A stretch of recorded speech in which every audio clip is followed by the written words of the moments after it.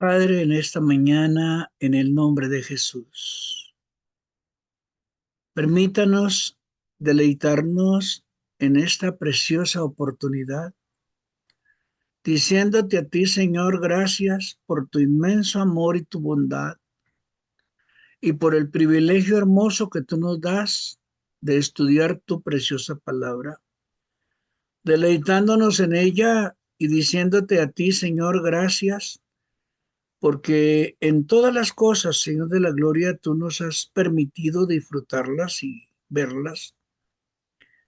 Y muchas cosas, bendito Rey de la gloria, estás haciendo en nuestra vida para que podamos en el nombre de Jesús ser unas personas diferentes.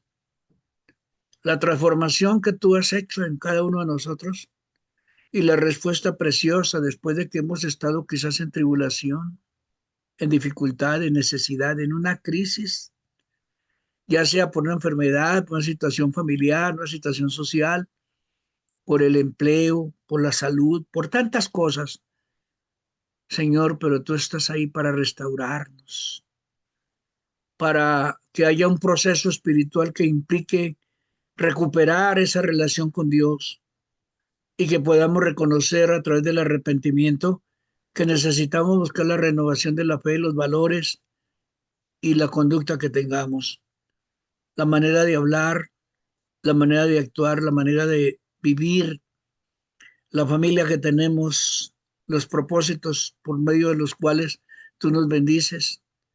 Señor bendito, pero en este proceso, Señor, se incluye la confesión de pecado, la purificación que tú haces, la restitución de lo que ha sido dañado en la medida de lo posible y la esperanza en una transformación por la obra preciosa del Santo Espíritu de Dios. Por lo tanto, en esta mañana, Padre, ven con tu espíritu a nuestro espíritu. Ven con tu poder soberano en nuestro cuerpo. Danos la sabiduría y la inteligencia para poder entender el propósito tuyo por el cual, a pesar de todo, nos sigues dando la vida y todo lo que hemos necesitado hasta aquí. Hasta aquí el Señor nos ha ayudado. No nos ha dejado ni nos ha desamparado. Y la promesa es que no nos dejará ni nos desamparará. Gracias, Señor, en el nombre de Jesús. Amén. Mis hermanos, bienvenidos a este tiempo precioso. Nuestro título se llama La restauración de un cristiano. ¿Cómo así? Sí, la restauración de un cristiano. Y yo le voy a invitar para que hoy, mañana y pasado mañana, estos 3 días, vamos a estar comunicados usted conmigo y yo con ustedes. Y vamos a trabajar estos 3 días eh, un capítulo de la Biblia. Es Juan capítulo 21, el último capítulo del Evangelio de Juan. Lo he partido en 3 partes. Hoy vamos a tomar la primera. Mañana tomamos la segunda y el miércoles, con el favor de Papá Lindo del Cielo, vamos a terminar este proceso. Así, un resumen. Entonces yo le invito para que hoy se una conmigo a orar. Juan capítulo 21, el último eh, capítulo del último evangelio, Mateo, Marcos, Lucas y Juan, de los 4 evangelios. El evangelio precioso que nos ha enseñado tantas veces y de tantas formas y en tantas circunstancias. A mí me ha enseñado mucho este capítulo 21 de Juan. Y entonces yo le invito para que pensemos en lo que la Biblia dice al respecto de la restauración de un cristiano. Y el énfasis es que en este capítulo el apóstol Juan habla de Pedro. Y habla de Pedro porque el bosquejo en sí es la restauración de Pedro. Lo que dice este capítulo es la restauración de Pedro. Y esas 3 partes es lo que se llama la recomisión de Pedro en un sentido, es decir, el reconvenirlo, el darle la oportunidad que vuelva después de que lo negó 3 veces, que hizo tantas cosas. Que ustedes se acuerdan y al leer la historia de Pedro, saben que el Señor, en su amor infinito, siempre a una persona que le honra y le sirve, no lo deja ni lo desampara, no lo abandona, pero deja que haga sus propias cosas. ¿Y cuántas personas conocemos y de pronto hasta usted misma, usted mismo que me está escuchando, ha tenido ese tiempo de negar a Jesús? De pronto no 3 veces, de pronto más. Pero hoy usted me está escuchando. Quizás el Señor ha traído esta palabra en el día de hoy para usted y para mí primero, y luego para usted que me escucha, y que va a sacar este tiempito para entender realmente lo que es la restauración de un cristiano.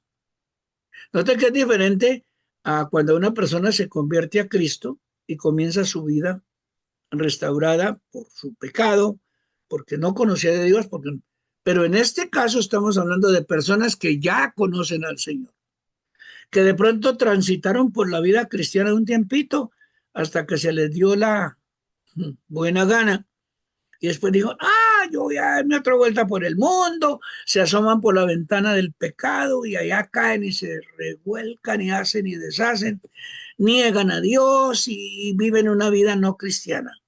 Pero después un día, por alguna circunstancia, Dios toma su teléfono espiritual del cielo y le toca el corazón y le timbra el alma y dice, ¡guau!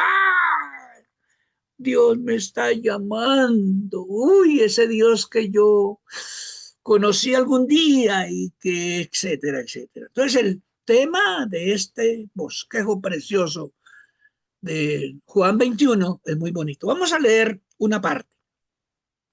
Dice, capítulo 21 del Evangelio de Juan. Se lo repito para que usted le quede claro y abra su Biblia con su libro de notas y tome nota porque vamos a estudiar. Dice, después de esto, Jesús se manifestó otra vez a sus discípulos junto al mar de Tiberias y se manifestó de esta manera. 2 puntos. Estaban juntos Simón Pedro, es el apóstol Pedro, ¿no? Tomás, llamado el Dídimo, aquel que lo negó, ¿cierto? Que negaba, que ya decía yo no, y el incrédulo. Natanael, el de Caná de Galilea, los hijos de Zebedeo y otros 2 de sus discípulos. Simón Pedro les dijo, voy a pescar. Ellos le dijeron, vamos nosotros también contigo. Fueron y entraron en una barca y aquella noche no pescaron nada. Cuando ya iba amaneciendo, se presentó Jesús en la playa, mas los discípulos no sabían que era Jesús. Y le dijo, hijitos, ¿tenéis algo de comer? Le respondieron, no. Él les dijo, echad la red a la derecha de la barca y hallaréis. Entonces la echaron y ya no la podían sacar por la cantidad de peces. ¿Qué más dice? Mire lo bonito. Entonces, aquel discípulo a quien Jesús amaba, dijo a Pedro, es el Señor. Simón Pedro, cuando oyó que era el Señor, se ciñó la ropa porque se había despojado de ella y se echó al mar. Y los otros discípulos vinieron con la barca arrastrando la red de peces, pues no distaba de tierra sino como 200 codos. Al descender a tierra, vieron brasas puestas y un pez encima de ellas y pan. Jesús les dijo, traed de los peces que acabáis de pescar. Subió Simón Pedro y sacó la red a tierra, llena de grandes peces, 153. Y aun siendo tantos, la red no se rompió. Les dijo Jesús, versículo 12, venid, comed. Ninguno de los discípulos se atrevió a preguntarle, ¿tú quién eres? Sabiendo que era el Señor. Vino pues Jesús y tomó el pan y les dio. Y asimismo del pescado. Esta era ya la tercera vez que Jesús se manifestaba a sus discípulos después de haber resucitado de los muertos. Esta es la primera parte. Esta es la parte del esquema de hoy que vamos a meditar y que nos habla entonces de algo muy bonito, y es la manera como cada uno de nosotros podemos entender hoy y podemos decirle al Señor, oiga Señor, gracias por darnos esta preciosa lección. A veces decimos que si las paredes pudieran hablar, ¿qué dirían? Pero en este capítulo, creo que si los pescados pudieran hablar, nos narrarían que esa noche había una zona alrededor de una barca a la cual no se podían acercar. Es que había como una fuerza increíble que impedía que se acercaran. Pero lo más interesante sucedió cuando empezó a amanecer, cuando sí podían acercarse a la embarcación, pero solamente al lado derecho. Pero vayamos al texto bíblico. Cuando dice el versículo 1, después de esto Jesús se manifestó otra vez a sus discípulos en el mar de Tiberias. Se manifestó de esa manera. Y sabe, me agradan estas palabras preciosas que dice, se manifestó de esta manera. Subráyalo en su Biblia. Es que el Señor se manifiesta de la manera que Él quiere. ¿Y cuántas veces quizás no hemos querido oír ni entender, habiendo oído y entendido, y menos obedecer, porque son los tres principios básicos de poder hacer las cosas? Y no solamente les va a dar a los discípulos una nueva lección de las tantas que Él en los evangelios nos enseña, a ellos y a nosotros. ¿Sí? Esa lección que le da a Pedro, una enseñanza muy personal. Perdón. El siguiente versículo nos dice, estaban juntos Simón Pedro, Tomás llamado Dídimo, Natanael, que era de Caná de Galilea, los hijos de Zebedeo y otros dos de sus discípulos.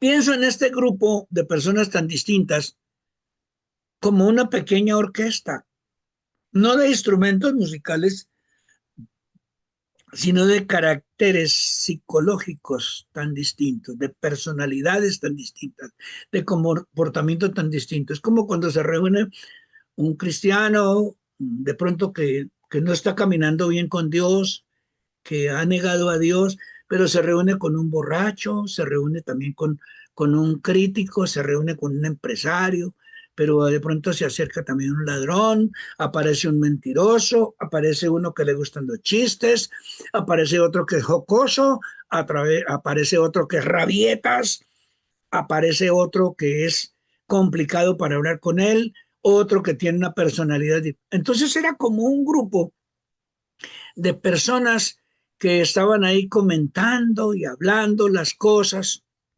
pero en ese momento llega el Señor.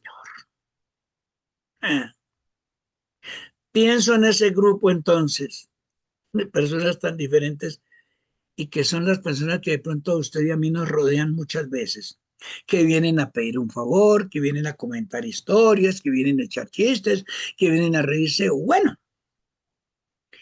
allí está dentro de ese grupo el impulsivo, el dinámico y activo Pedro. Allí está también Tomás, aquel que tiene la tendencia a dudar, que necesita muchas evidencias para poder creer. En contraste estaba también Natanael, el verdadero israelita que dijo Jesús por ahí atrás, que escuchó estas palabras del Señor junto con otros discípulos, aquel que en Juan 1:51 creo que es donde dice, de cierto os digo que veréis el cielo abierto y a los ángeles de Dios que suben y descienden sobre el Hijo del Hombre. Pero estaba también los hijos de Zebedeo, Jacobo y Juan. Juan es el que escribe, que tenían una tendencia a reaccionar vigorosamente y en una ocasión estaban tan indignados que querían que bajara fuego del cielo para destruir a los samaritanos que no lo recibieron según en Lucas 9, que usted de pronto ha leído.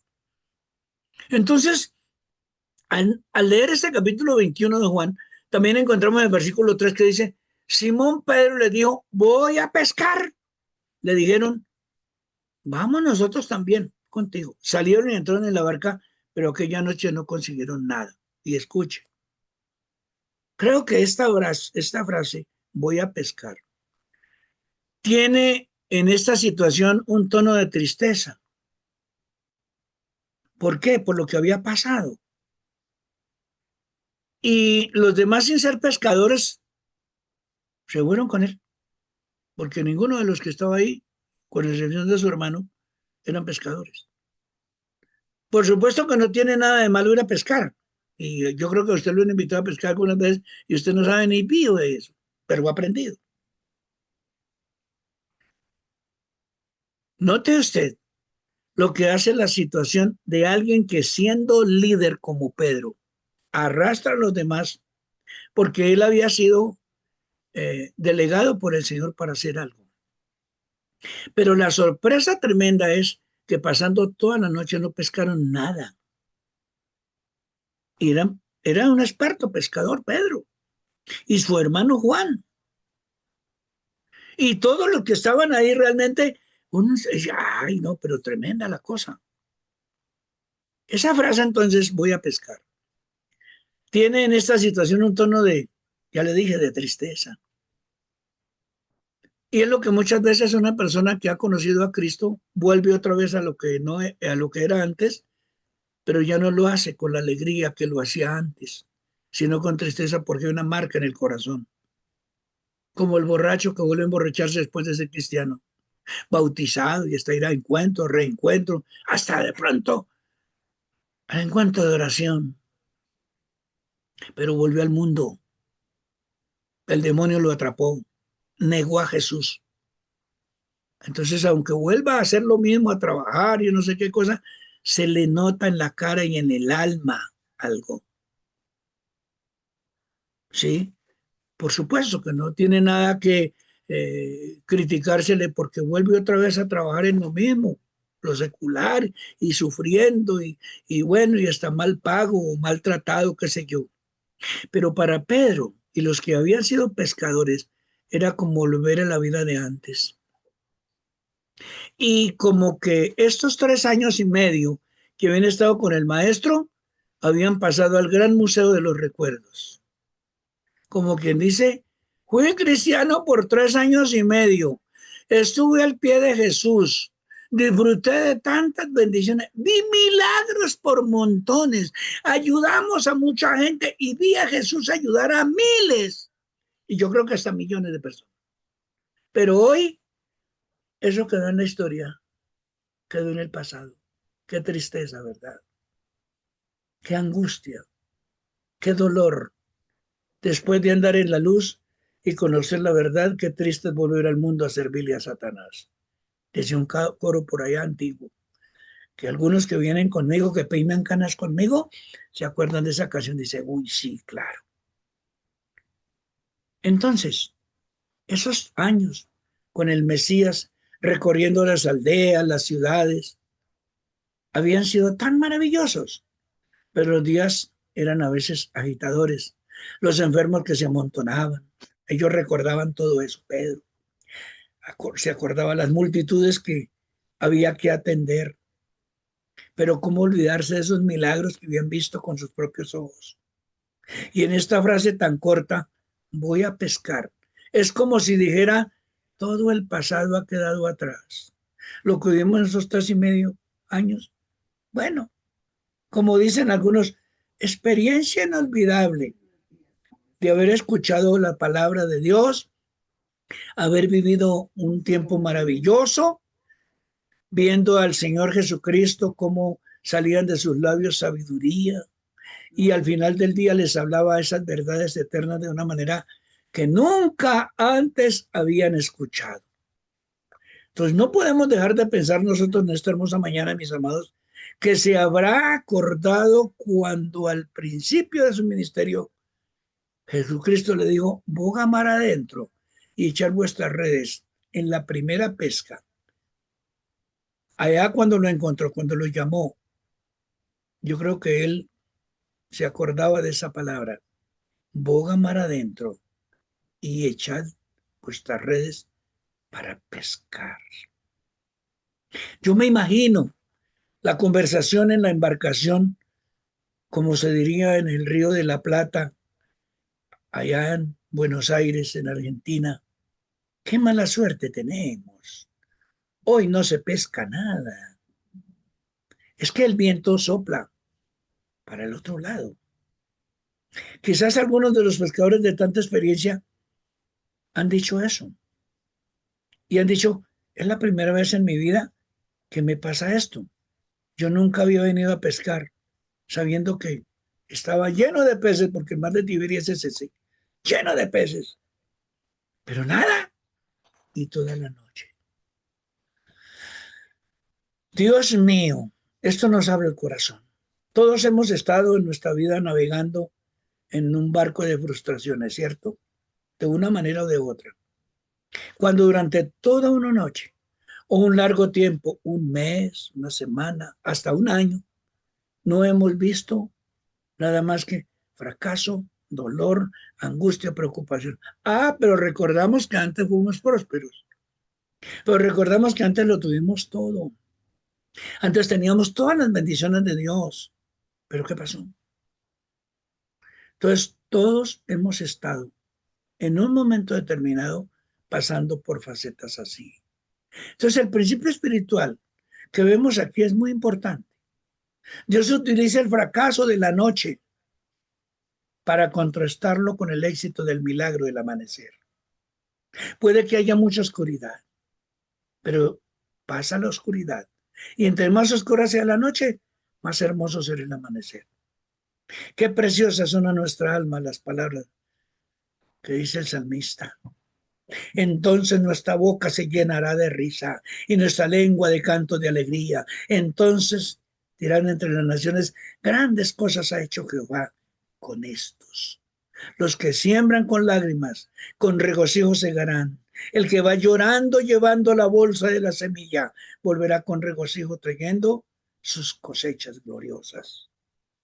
Hay momentos en nuestra vida en que pareciera que no se pesca nada. Yo creo que todos hemos pasado por una situación así. Todo parece ser pruebas y dificultades. El apóstol Pablo tiene una referencia en Hechos 20:31 donde dice, por tanto, velad acordados de que por 3 años de día y de noche no cese de amonestar con lágrimas a cada uno. Y ahora, hermanos, os recomiendo a la palabra de la gracia divina, a aquel que tiene poder para edificar y dar herencia entre los santificados. Pero vemos en el versículo 3, y reitero en esto, de Juan 21, dice, aquella noche no consiguieron nada. Subrayela ahí. ¿Cuántas veces, cuántos tiempos han pasado que usted dice, oiga, y no tengo nada, pero lo tuve alguna vez, hoy no tengo nada, hoy ya no me dan ganas de orar, no, de ir a la iglesia, de encontrarme con los hermanos, hasta desviar un camino, una calle, dice, yo no paso ni siquiera por la iglesia, ni paso por aquel lugar en donde de pronto me encontraba con los hermanos. O si está asistiendo a una célula, a un grupo familiar, a una reunión en semana, dice, no, no, no, yo no voy por ahí, ni siquiera paso por ahí por enfrente, porque no, porque ya no hay nada en el corazón, porque su alma está vacía, porque hubo un momento determinado que como Pedro negó a Jesús, no una ni dos, sino 3. El dolor en el alma, mi hermana, mi hermano. Ahora, unos se miraban a los otros. Las horas pasaban y la respuesta a la pregunta que no se formulaba era no hay nada. Con hambre, porque pasar toda la noche pescando y sin un pescado para comer siquiera, pues el hambre era porque el cuerpo necesita comer de vez en cuando y cuando está despierto. Y no hay nada. Hermanos, Dios no quiere que el creyente viva una existencia de derrota. No. Leamos del apóstol Pablo nuevamente cuando dice Filipenses 4:13 y lo tenemos en la mente y el corazón, lo hablamos cada rato. Todo lo puedo en Cristo que me fortalece, pero cuando en el corazón ni siquiera Cristo queremos que esté, pues, ¿cómo se fortalece? ¿Y cómo va a poder hacer algo si no está?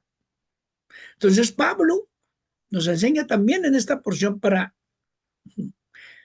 supo vivir tranquilamente en la abundancia como en la necesidad, pero era que la situación era diferente, porque él le servía a Dios y Dios siempre le proveía de una manera sobrenatural. Me imagino los banquetes del apóstol Pablo cuando llegaba a algún lugar y ¡ay, qué bueno! Pero ya en el versículo 4 de Juan 21, que es nuestro tema, ¿no? Yo estoy tratando de sintetizarlo. Nos dice, al amanecer, Jesús se presentó en la playa. Aunque los discípulos no se daban cuenta de que era Jesús. Qué difícil es reconocer a Jesús después de una noche de dificultad, tristeza, de fracaso o de mucho pecado. Me imagino que esa mañana los colores de la aurora comenzaban a aparecer hermosísimos, diferente a los de los demás días, dado que el mar de Galilea está rodeado de montañas. Lleva más tiempo antes de que el sol se pueda ver, porque las montañas son demasiado altas y el mar de Galilea está como Medellín, rodeado de montañas por todos los lados. Ah, oiga, bonito, hermoso. Estas palabras al amanecer para mí son muy especiales. Cuando dice Proverbios 4:18, pero la senda de los justos es como la luz de la aurora que va en aumento hasta que es el día perfecto. Observemos por un momento con qué tacto y delicadeza Jesucristo entra en la conversación. Ahora les va a hacer una pregunta cuya respuesta él sabe, pero necesita que ellos le confiesen. En el silencio de la mañana viene esa voz que dice, hijitos, ¿no tenéis nada que comer? Oiga, eso es una pequeña cachetada. Y ellos al unísono, el grupito que había ahí, tan bonitos, los compañeritos, amiguitos, te dijeron, no, señor, no hay nada. Esa interrogación a mí me ha conmovido muchas veces el corazón. Yo no sé si usted ha oído la voz de personas que han conocido a Cristo, se han retirado y uno sabe, tiene una necesidad, está pasando hambre, tiene una crisis. Y entonces uno le pregunta, ¿tenéis algo de comer? Y ellos dicen, nada, no. Tremendo, ¿no? Entonces, es que yo creo que la iglesia local, nuestra iglesia Manuel, debe ser un lugar donde el creyente sea alimentado por el ministerio de la palabra. Qué triste es ver que de pronto no hacemos lo que debemos hacer para ayudar a aquel que en un momento determinado necesita. Ahora, claro, hay muchos que no vienen, no llaman, no se conectan, aunque tengan necesidad, o no comentan las cosas como son. Entonces uno no les puede ayudar. Yo he conocido casos de hermanos que dicen, no es que me da pena, pastor. No, pero Dios conoce y Dios nos colocó. Y si tenemos un pan, lo partimos para todos de a porcioncita chiquita, pero algo comemos todos. Ese es Jesús. Eso se llama restaurar. Eso se llama volver al camino de Dios. Cualquiera se puede equivocar, cualquiera puede tomar malas decisiones en un momento de, qué sé yo. Ahí tenemos el ejemplo del apóstol Pedro. Entonces, pero dígame una cosa, ¿Jesús lo desechó? No, nunca. ¿Dios lo desecha a usted por pecador o por reincidente en el pecado? No, Dios no es así. Es que Dios no es como nosotros. ¿No? Mire, esto tiene mucho que uno ponerse a pensar y poder aprender, pero a mí me impacta, dentro de todo el impacto de este capítulo 21, que usted se va a deleitar y espero que lo lea una, dos, tres, cuatro, cinco, mejor dicho, casi como cuando estudiábamos hace 50 años, aprendas esto de memoria, procure y dígale al Señor, háblame por cada versículo, por cada pregunta que hay, por cada respuesta que hay dentro del contenido de este capítulo 21. Y creo que eso hará que no solamente usted, si anda por ahí como medio en término medio, se fortalezca y que también podamos juntos ayudarle a otros que en este momento están en una tibieza espiritual terrible. Hijitos, ¿no tenéis nada que comer? Y le contestaron, no, señor, yo creo que con el estómago vacío, con lágrimas en los ojos, con la inquietud. Hmm. Ay, Dios mío, qué triste es ver una persona que lo tuvo todo y por decisiones haberse alejado de Dios, no tiene nada. Y no es porque Dios lo esté castigando, es porque Dios quiere que mire hacia arriba y no hacia los lados. Todos necesitamos el ministerio de la palabra guiado por el Espíritu Santo para restaurarnos. El versículo 6, estamos hablando de Juan 21, dice, Él les dijo, echad la red al lado derecho de la barca y hallaréis. La echaron pues y ya no podían sacarla por la cantidad de peces. Yo me imagino la escena. Desde el barco los discípulos ven a un hombre en la playa que no reconocen por la poca luz de la mañana. Pero es interesante pensar en la otra perspectiva, que es lo que Jesucristo vio desde la orilla hacia el mar. Una cosa era lo que ellos veían del mar, del barquito, de la canoa, hacia la orilla y quien les hablaba. Y otra perspectiva era lo que Jesús estaba viendo en estos desesperados, cansados, trasnochados. Esa barca con 7 hombres, cansados, con caras entristecidas por el gran fracaso de toda una noche. Entonces los discípulos obedecen una sugerencia. El Evangelio nos dice que la echaron pues y ya no podían sacarla por la cantidad de peces. ¿Cuántas veces habrían enviado esa red durante la noche? Y no habían sacado ni arena, nada. Pero ahora con una sola, ¿cuántos peces sacan? Observemos que el Señor Jesús sabía exactamente dónde estaban los peces. No porque como el incrédulo sugiere estaban en una posición alta y los podía ver, sino porque él sabía que los peces que durante toda la noche se habían mantenido alejados de la embarcación, ahora se acercaban al lado derecho de la misma para que el milagro se completara. Yo veo aquí la omnisciencia del Señor Jesús.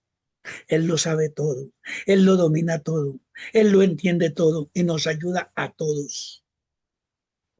Ellos, los 7 que estaban en la barca hubieran podido decir, no, pero ¿cómo le ocurre?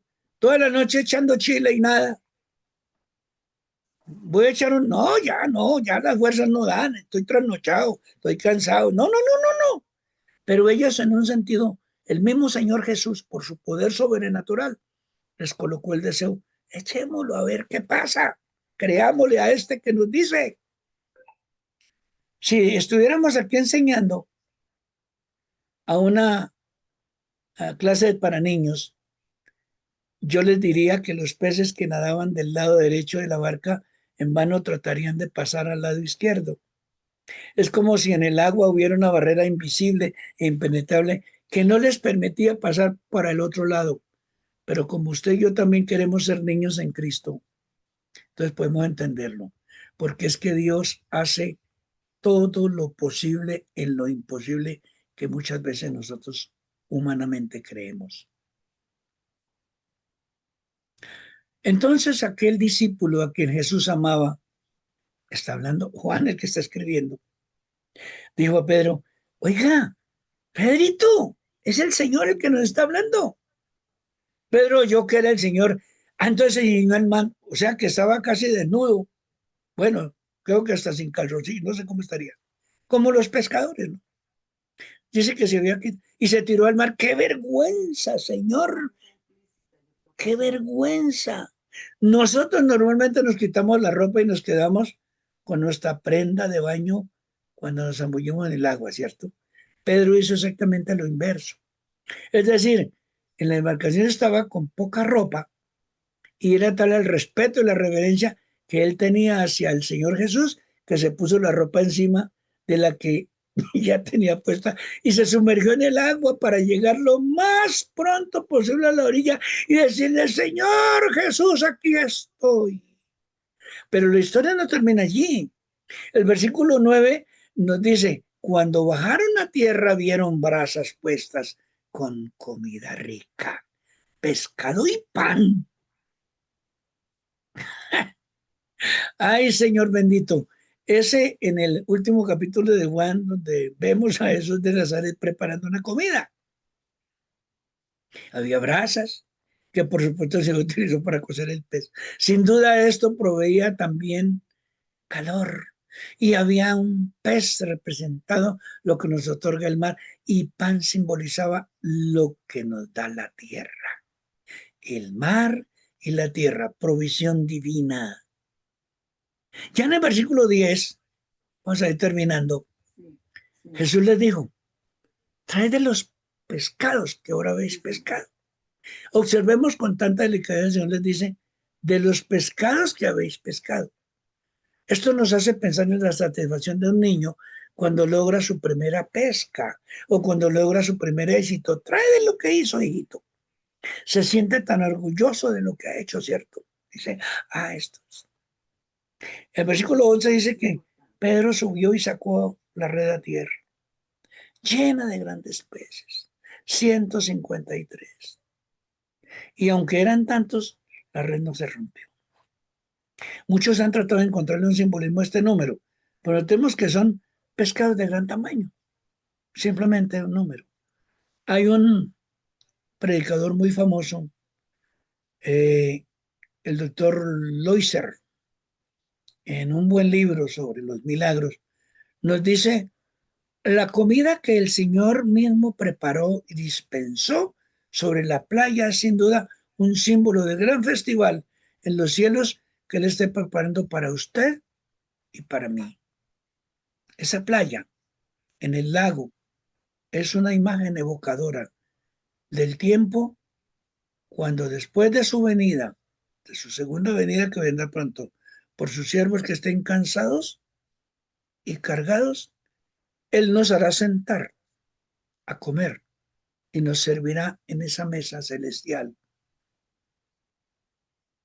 que Él mismo prepara, que ya tiene lista, que está preparada. Usted iría a comer en esa mesa.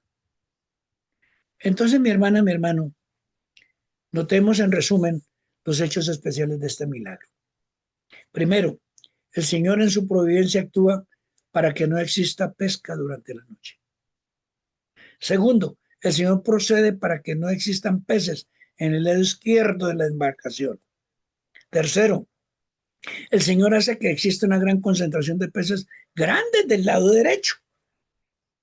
Y cuarto, el Señor sabe todo lo que ha transcurrido durante la noche y el hambre que tenían esos 7 muchachos. Y la red no se rompía, quinto, a pesar de la gran cantidad de peces grandes. Y sexto, 153 pescados. Estadísticamente es una pesca, con red se obtienen pescados grandes, medianos y pequeños.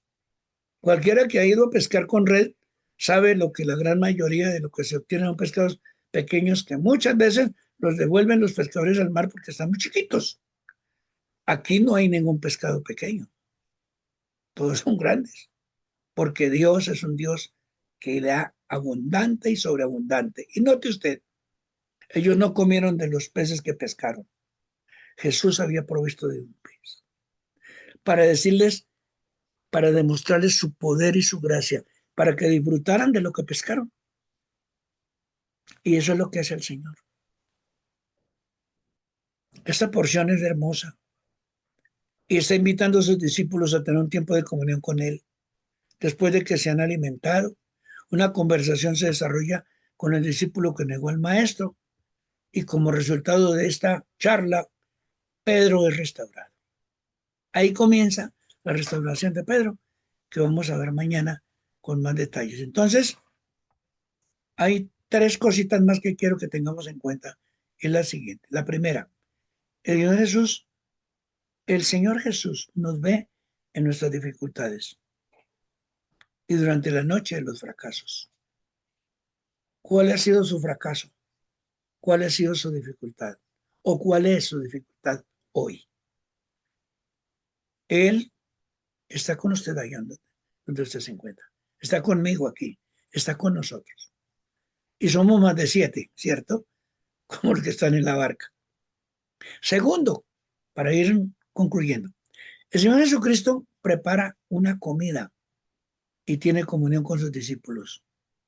Y cuando usted hace mercado o sirve su desayuno, su almuerzo, o se lo sirven o come en familia, eso es una demostración de que Él es el proveedor y que Él no nos ha dejado ni nos ha desamparado. La restauración del Señor, a pesar de que hayamos sido infieles, Él sigue siendo fiel, pero hasta cierto tiempo, porque todo tiene su tiempo. Tengamos cuidado, seamos fieles a Dios, volvamos al camino, volvamos a la iglesia, volvamos no solamente a conectarnos, sino saque su tiempo que sea posible para venir a la iglesia, para estar unidos, para darnos un abrazo y para decirle al Señor gracias por la vida de mi hermana y mi hermano, que nos estamos todos restaurando con bendición. Y tercero, y termino, la omnisciencia del Señor Jesús. Él sabía que no tenían comida, que estaban cansados, que habían pasado toda la noche. Como Él sabe la necesidad que usted y yo tenemos hoy. Su familia, su trabajo, su salud, yo no sé qué. Es interesante que el Señor conoce todo. Y Él quiere que en esta mañana abramos el corazón para Él. ¿Cómo está su tiempo de restauración, mi hermana, mi hermano querido?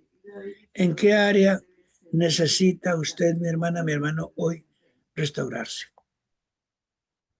Para uno restaurarse, hay que reconocer los errores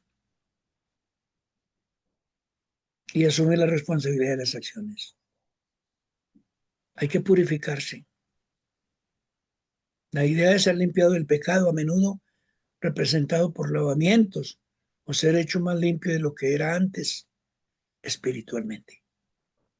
La palabra del Señor nos limpia. El poder del Espíritu Santo nos hace diferentes. Vamos a orar. Padre, en esta mañana, gracias por Jesús, pero gracias por esta primera porción de la palabra de este capítulo 21 del Evangelio de Juan. Hemos podido sintetizar de una manera muy sencilla, muy diciente, muy especial, de lo que fue la obra de Jesús para llamar a esos muchachos que andaban divagando, que no sabían qué hacer, que estaban desesperados y que esa noche no pescaron nada. Señor, ¿cuántas veces hemos estado también nosotros así? ¿Cuántos días y noches han pasado? Decimos, y bueno, Señor, ¿y qué pasa que no hay respuesta tuya? Si estoy en medio de la respuesta, Señor de la gloria, porque otros sí pescan, porque otros sí consiguen, porque otros sí tienen, y yo no, Señor. Pero Jesús en esta mañana viene con su amor y su gracia a decirnos, hijitos, aquí tengo la mesa servida, aquí tengo la respuesta al dolor, a la enfermedad, a la angustia, a la preocupación, a la circunstancia difícil. Abramos hoy el corazón, mi hermana, mi hermano. Si hay que confesar pecado y arrepentirnos, hágalo, es el tiempo. Hay que crear algo nuevo en nuestro ser. Pidámosle a Dios que cree una nueva realidad dentro de nuestro espíritu, nuestra alma, y un deseo para obedecerle más profundamente que antes. Señor, gracias por restituirnos, por devolver nosotros con todo el corazón aquello que hemos tomado mal y que tú, Señor de la gloria, has visto. Y Señor, danos la fortaleza y empodéranos, Señor, para afirmarnos y mantenernos muy firmes en la fe, permitiendo que el Espíritu de Dios actúe en nuestras vidas para seguir superando todas esas dificultades y que podamos en el nombre de Jesús comenzar a servirte. Un propósito de la restauración de las vidas es servir a otros, servir a la iglesia, comunicar el evangelio a tantas personas que en este momento muchos están navegando en el pecado, en la desobediencia, en la deshonra, en la vergüenza, en la pereza, en el desánimo, aún en la controversia. Señor bendito, que podamos ayudar a otros, que podamos restaurar a tantas personas que en este momento están cansados, cargados, trasnochados y no han pescado nada. Pero el Señor tiene la mesa servida. Y gracias te damos, Señor, por esa bendición. Gracias, Señor, por servir la mesa y por darnos el manjar que tanto necesitamos. Tu santa palabra. Con bendición quedamos esta mañana, agradecidos contigo, mi Señor, en el nombre de Jesús. Y declaramos, Padre del cielo, que tu bendición nos acompaña, nos guarda, nos guía, nos bendice cada día y nos ayuda para que cada vez seamos más fortalecidos en el Espíritu Santo por el poder de la palabra. Señor, muchas gracias por tu gran amor y tu bondad. Y en tus manos encomendamos este día, esta semana, este tiempo. Bendice nuestros hogares, bendice nuestra familia, bendice nuestro cónyuge, Señor. Bendice nuestro trabajo, bendice nuestra labor que hacemos. Y haz, bendito Rey de la Gloria, que podamos tener la mesa servida del Señor Jesús a nuestra disposición y que podamos ser agradecidos con esa mesa que tú sirves. Gracias, Señor, por la restauración de nuestras vidas y nuestra bendición que nos das desde el cielo, con bendición sobreabundante. Sana al enfermo, libera al cautivo, perdona al pecador, limpia la mente y el corazón de todos y cada uno de nosotros. Con bendición quedamos en el nombre de Jesús. Amén. Mañana continuamos, hermanos. Esté listo para conectarse y que podamos no solamente disfrutar de estas enseñanzas, sino compartirlas. ¿Cuántas personas tiene usted a su lado que necesitan la restauración? ¿Cuántas personas? Quizás su ser más querido, su cónyuge, sus hijos, sus padres, sus hermanos, sus vecinos, sus amigos. Piensa en ellos, ore por ellos. Y aunque estén atravesando un tiempo en una barca, en una noche oscura, con hambre y con luchas, el Señor tiene preparada la mesa para ellos también. Dios les bendiga. Buenos días.